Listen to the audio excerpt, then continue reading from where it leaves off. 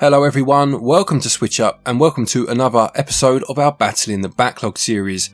In this series I delve into my substantial backlog and try to complete 10 games, giving you an account of the games themselves, how I found them, a mini review of sorts if you like, and whether they were ultimately worth the time invested in them. It's been quite a while since the last one of these. Real life found a way of stopping me from getting anywhere near completing 10 this time round, but I have finally done it. So which games have I completed and were they worth the time? Well, let's find out.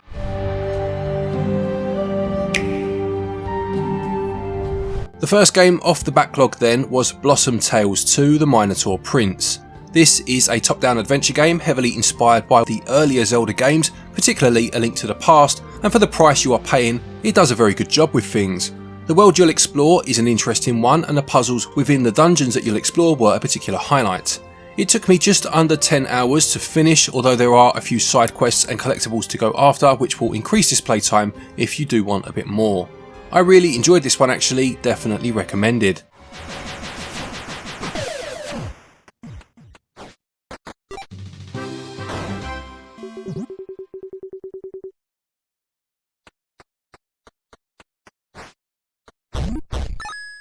Another game beaten during this period was White Day: A Labyrinth Named School. This is a first-person survival horror game where you are trapped in a school overnight, and it's a remake of a game that first released back in 2001. It was one of the first horror games to have you completely defenceless against the game's threat, being killer janitors and a variety of ghosts, and whilst it does still show its clunky early 2000s roots, it's still well worth playing if you are a fan of horror games. Some of the puzzles are clever and you'll need to make the most of the notes and clues scattered about the building if you want to progress, plus there are 10 endings to uncover. I do wish they had some sort of chapter selection to make it easier to go after some of these endings, as starting again from scratch each time doesn't appeal to me personally, but with this and some collectibles to go after, there's a lot of replay value here. We do have a video on this game if you want the full story. There'll be a card in the top right hand corner if you want to give it a watch.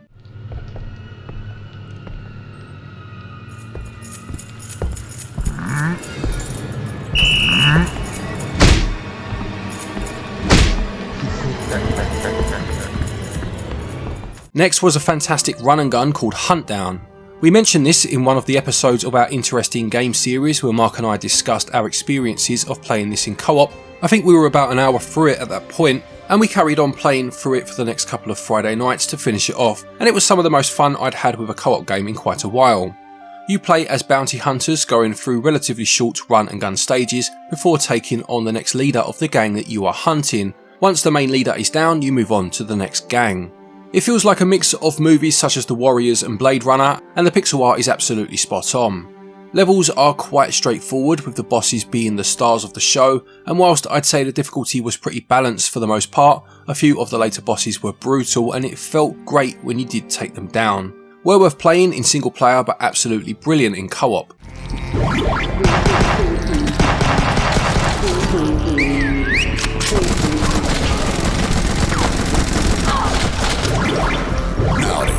Call me Sawjaw, partner. The next one was a very pleasant surprise, and it's a game called Lunistice. This is a 3D platformer made in the style of a 32-bit game, and it has heavy PlayStation vibes to it, and you must navigate a number of stages set high up in the sky where one wrong move will see you plummet to your death.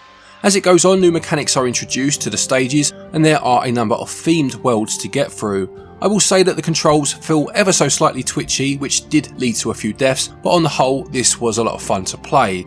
It will only take most people a couple of hours to get through, but there are collectibles to find to extend this time, and to be fair it only costs just under a £5 anyway, and it's a bit of a steal at that price. Definitely worth playing.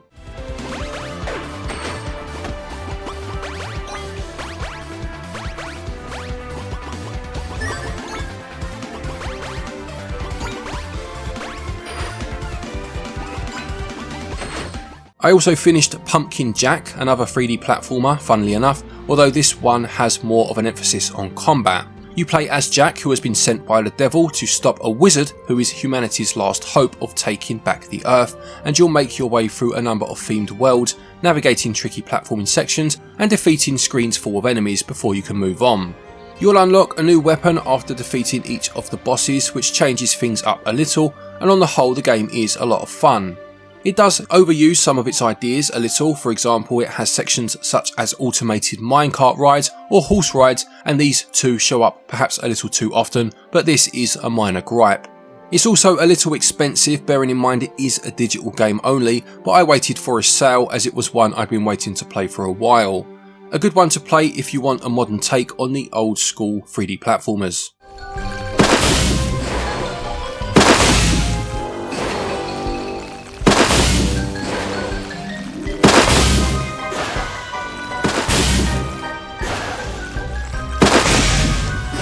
The next one I finished over the Christmas break actually, a time I usually reserve for longer games such as RPGs, but had little spare time this year, so I played one of my Christmas presents through to completion. This is a game called MADiSON, which is a first-person survival horror game, one of those walking simulator horror games that seem to be so popular with developers these days.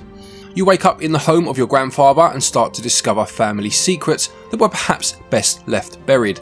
The main quirk revolves around the use of a Polaroid camera, which can be used to take pictures of parts of the house to reveal clues, items or secret doorways, and sometimes transport you to another location. You'll be puzzle solving using items in your inventory, and there are a couple of parts where you are pursued by something and must evade them. On the whole, a good game. It makes effective use of the atmosphere and jump scares, and it doesn't overstay its welcome. One for horror fans to consider, or anyone else who played similar games such as Layers of Fear or Blair Witch. It is quite expensive on the eShop. I got the physical version as I said for Christmas, so it might be the way to go, looking for that to drop in price.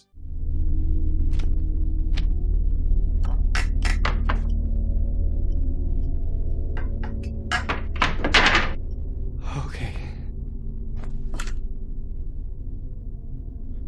The next one was for review purposes, and it was a point and click game called The Excavation of Hobbs Barrow. Whilst I'm not the biggest fan of point and click games, this one's setting of somewhere in the Yorkshire Moors during Victorian England really did appeal to me, as did its horror mystery story with that classic setup of an outsider going to a small village where the locals are clearly hiding something. It reminded me of The Wicker Man in a lot of ways, and also had a bit of a Lovecraftian feel to it in some aspects, and overall I really did enjoy the story. It felt like an old school point and click game, and whilst this did mean that the controls were a bit awkward on console, the puzzles were clever and logical, which is a big plus for me. Really enjoyed this one and would recommend it to fans of the genre.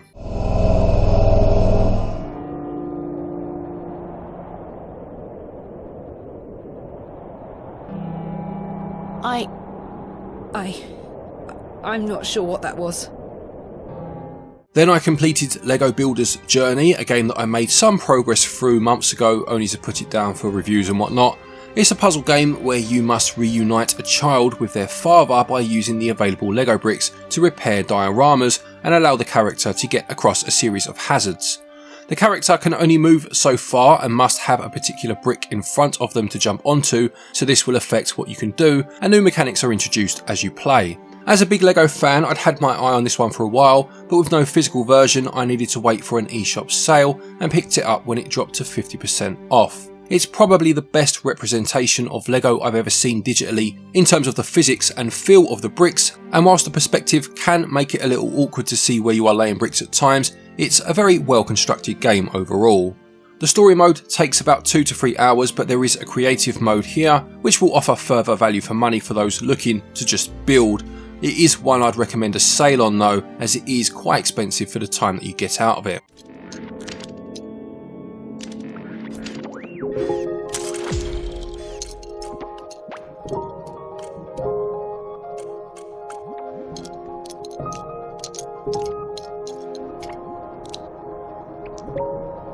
The 9th game I finished in this time was called Kemono Heroes, and it's a 2D action platformer with a heavy emphasis on Japanese mythology. You get to choose from one of 4 characters, each with slightly different abilities, but you can play the game in 4-player local co-op should you wish. You have a blade a bit like that seen in Strider, and a grappling hook too, at least the character I played as did, and must make your way through enemy heavy levels, collecting coins from the chests or by defeating enemies that allow you to upgrade yourself in the shops at the end of the stage. This is in terms of how much health you have, how strong your weapon is, or how effective your sub-weapons are, and there is a boss at the end of each world. It's very old school in that respect. Sometimes the amount of enemies and projectiles on screen can become quite overwhelming, and the level design isn't always as strong as it could be. Plus, I had one of those odd occasions when fighting the final boss of defeating him but dying myself at the same time, meaning I got the in-game achievement for completing the game but had to beat him again. Thankfully I did it on the next try, otherwise I could have seen that really irritating me, and it isn't a bad game overall. I bought it for cheap on sale, and this would probably be my recommendation. If you played it in multiplayer, please do let us know what that's like, as I can imagine this does increase the fun factor.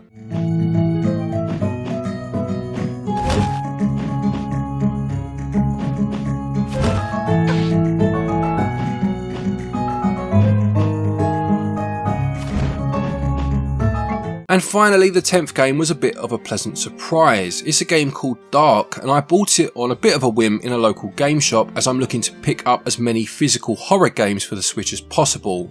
This mentioned horror on the box without saying a whole lot else, and it is basically a horror themed puzzle game, quite similar to something like Little Nightmares, where you must make your way through a number of environments, but the gameplay quirk here is that your character is able to walk up walls, allowing you to completely change the perspective of what could be possible in a particular room. As well as this, you can also rotate levels in 90-degree increments at times and jump forwards and backwards onto new planes of a level, and these really do allow for some very clever puzzles. And whilst I've played other games that have used a combination of these mechanics in the past, I don't think I've ever seen them used quite so well. The main game can be beaten in a couple of hours, obviously depending on your comprehension of the puzzles, but this Ultimate Edition also comes with 2 DLC packs, which, from what I've heard, add another couple of hours to the runtime, and I'll be giving them a try next. A really good game this one, I enjoyed it quite a lot.